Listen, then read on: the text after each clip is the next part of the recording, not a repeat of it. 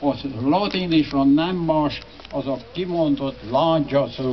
Hát az ősmagyarok kopjafának mondták, és azon, amikor harci szünet volt, vagy máskor a szabad életben, amikor éltek, akik fegyverhordozók voltak, a kopjafa akkor is fából volt, minden esetre valami keményebb fából, körülbelül majdnem pontosan egy lapátnyél vastagságú, 2,5 méter körül hosszú támadó fegyver volt.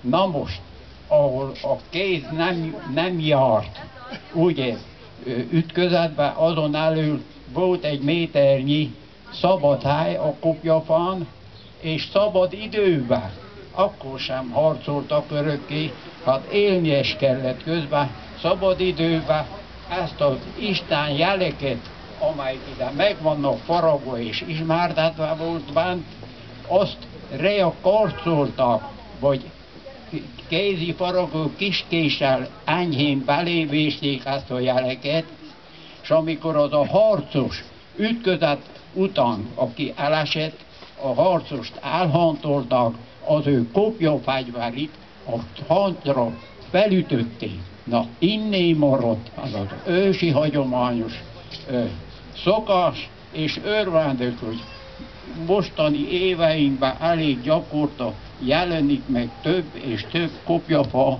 a temetőinkben. Már akármilyen nagy drága sírkövek, erődítmények is vannak, de ott mellett látok már, hogy tesznek még kopjafát is, ami együttesen igazán tudja jobban az őseink és hozzatartozónk emlékeit. Na, ennyit akartam.